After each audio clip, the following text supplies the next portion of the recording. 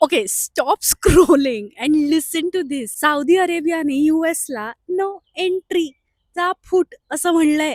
F, no exaggeration. Saudi Arabia आणि USA इतके वर्ष कसे असे best friends, petro dollar, oil, defence, military basis वगैरे, फुल जयवीरू वाईब्स. आणि आता सौदीने यूएसला सरळ सरळ थोबाडीच मारली.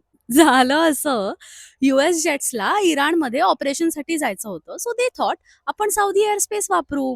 ते तर आपले ब्रो आहेत, तर त्यावर आमची एअरस्पेस वापरायची नाही, असं सौदी म्हणले त्यांना. आता हे फक्त एक डिप्लोमॅटिक नो नाहीये, ही एक पॉवर मूव्ह आहे. आणि सौदी इराण ब्रोमॅन्स वाढतोय म्हणून हे असं झालं का? तर अर्थातच नाही. पण सौदीला एक गोष्ट क्लिअर कळाली आहे असं दिसतंय, की यूएस आता सेल्फ कंबस्ट होण्याच्या मार्गावर आहे. आणि यूएसचा हा कोलॅप्स, केऑस आणि व्होलाटाईल डिस्ट्रक्शन हे कोणालाच त्यांच्या backyard, front yard, side fence कुठेच कोणाला नकोय. आणि दुसरं रिझन अर्थातच ऑइल. व्हेनेझुएला स्टाईल युएसनी जर इराणचं ऑइल कंट्रोल केलं, विच इज बेसिकली चोरलं, मराठीमध्ये आपण म्हणतो तसं, आणि मार्केटमध्ये आणलं, तर हे सौदीला काच हवं असेल आणि ते काच अग्री होतील ह्याला. So, जेवढे जास्ती दिवस इराणमध्ये केऑस, तेवढी सौदीची चांदी. आणि तसंही नेक्स्ट रेजिमसाठी जो शहा येणारे म्हणतायत ना, पहलवी, ते सगळंच एक वेस्टर्न प्रॉडक्ट प्रकरण आहे. सो युएस आणि वेस्टला सोडून बाकी कोणालाच यात काहीही घाई नाहीये, ना इंटरेस्ट आहे, इन्क्लुडिंग अस. हे क्लिअर होताना दिसतंय. सौदी आता त्यांचा डॉमिनन्स हळूहळू युएसच्याच अगेन्स्ट असर्ट करायला लागलाय. आणि there are going be a lot of fireworks पुढच्या काही आठवड्यांमध्ये. So follow D with brains.